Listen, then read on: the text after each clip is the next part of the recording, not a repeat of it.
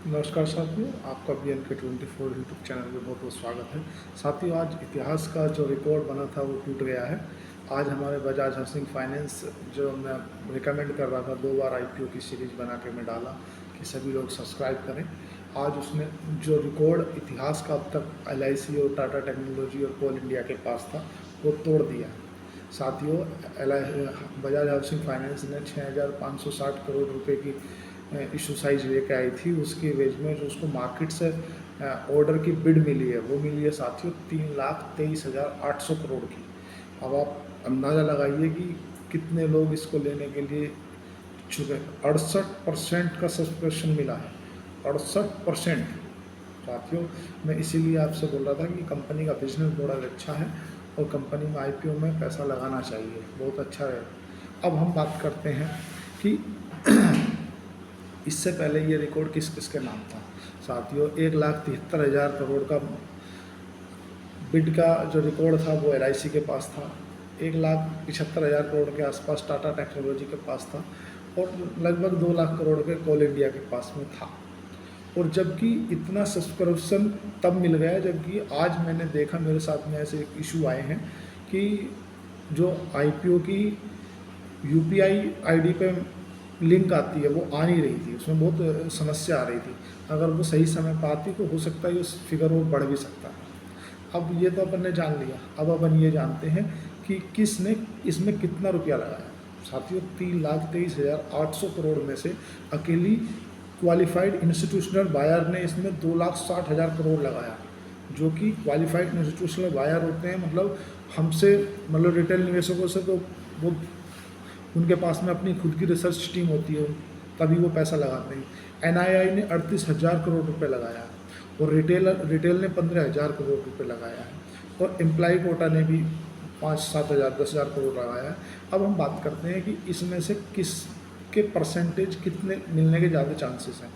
साथियों, जो qualified institutional buyer हैं उनको 10% मिलने के चांसेस हैं IPO में अलॉटमेंट, और जो NII है उनको 3.5% मिलने के चांसेस है। और साथियों, सबसे अच्छी बात क्या है कि रिटेल भाइयों को 14.5% मिलने के चांसेस है। अब हम बात करते हैं इसकी GMP की, ग्रे मार्केट PM।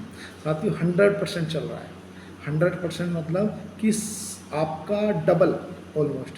देखिए, आपको 70 रुपये में कंपनी से अलॉट हो रहा है और कम से कम 140 तो लिस्टिंग होनी चाहिए जो GMP बता रहा है।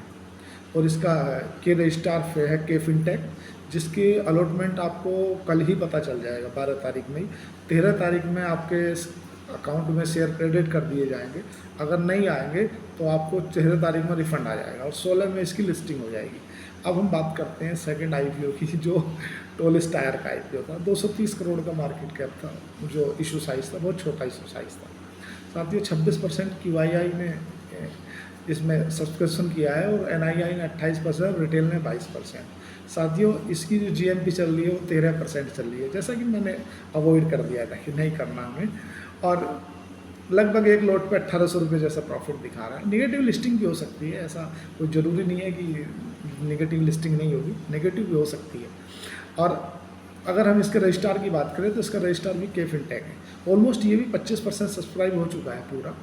अब हम बात करें क्रोसस IPO की, जो 500 करोड़ का इशू साइज लेके आया था, तो उसका QIB ने उसमें 22% लगाया, NII ने 23% सब्सक्राइब किया और रिटेल ने 11% सब्सक्राइब किया।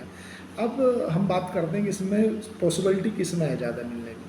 तो सर, कोसस में जो है 22% जो है वो QIB में मिलने की पॉसिबिलिटी है, 4.5% NII में मिलने की पॉसिबिलिटी है अलॉटमेंट, और रिटेल भाइयों को 10% मिलने की पॉसिबिलिटी है। पर वो वही बात है कि GMP अगर देखा जाए तो GMP तो वो ना के बराबर ही चल रही है, 13% चल रही है, 17% चल रही है। 900 को 1,900 रुपये जैसा प्रॉफिट दिखा रहा है, तो नहीं ठीक है, जिसने जैसा किया। साथियों, एक IPO का और रिव्यू है। एक IPO आया अपना PNG ज्वेलर्स का।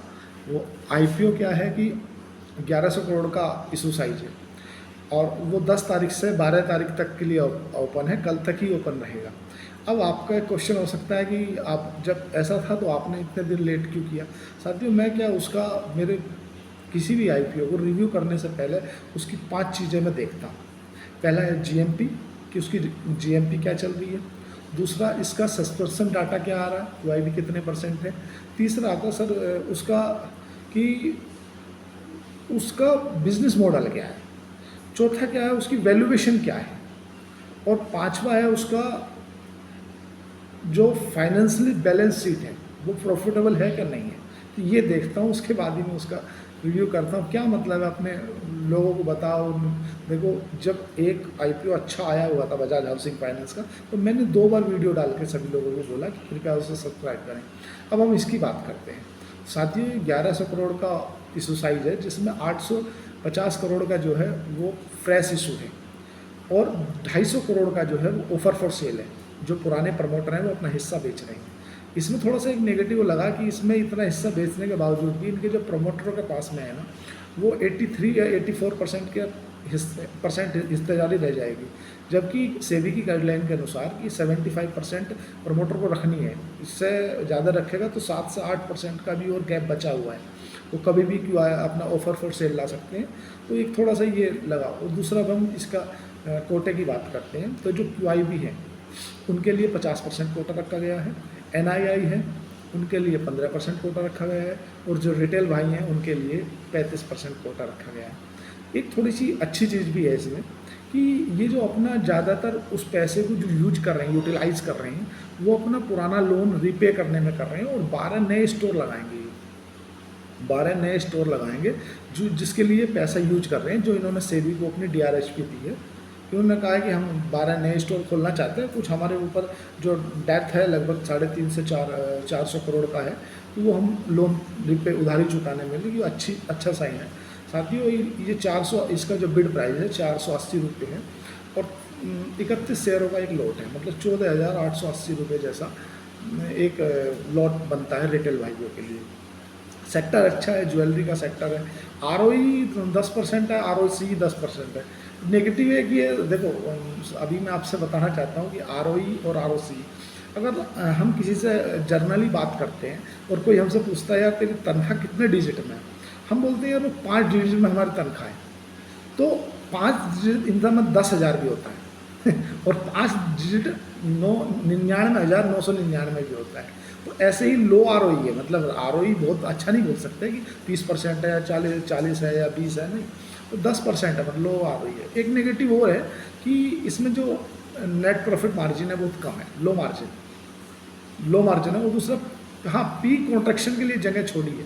हाँ, जो इसके जो प्री कंपटीटर है, जैसे तुम्हारा थंगा माइल्स हो गया, सेनको गोल्ड हो गया, टाइटन हो गया और अपना तनिक्स हो गया, ये सब इसके क्या कॉम्पिटिटर हैं। और इन कॉम्पिटिटरों के चलते अगर इसकी पी रेशो देखी जाए तो 30 है और उनकी लगभग 50 से 70 के बीच में है। तो इसमें वैल्यू छोड़ी है कि लिस्टिंग गेन मिल सकता है। अब जानते हैं कि क्या इसे लेना चाहिए क्या नहीं लेना चाहिए। देखिए साथियों, क्या है कि 50% जैसा ग्रे मार्केट प्रीमियम है, एक लोट पे लगभग 8,000 रुपये जैसा प्रॉफिट दिखा रहा है। तो मेरे हिसाब से तो लगा लेना चाहिए। अब क्या है कि ये जो टोलोस टायर और कोसस है, ये बजाज हाउसिंग फाइनेंस के बीच में फंस गया ना, तो जो कस्टमर होता है या जो भी हम आप रिटेल भाई जो पैसा लगाते हैं वो ये देख लेते हैं कि यार हमें ज़्यादातर पॉसिबिलिटी कहाँ है, पैसा कहाँ आ रहा है ज़्यादा। तो वैसे ही ये सब रह गए। चलो सब ठीक है साथियों, ये हुआ IPO का रिव्यू। जैसा भी है, कल है, आपको लगाना है तो इसमें लगा सकते हैं। PNG ज्वेलर्स अच्छा IPO। धन्यवाद साथियों, चैनल को लाइक करें, सब्सक्राइब करें और कमेंट करें।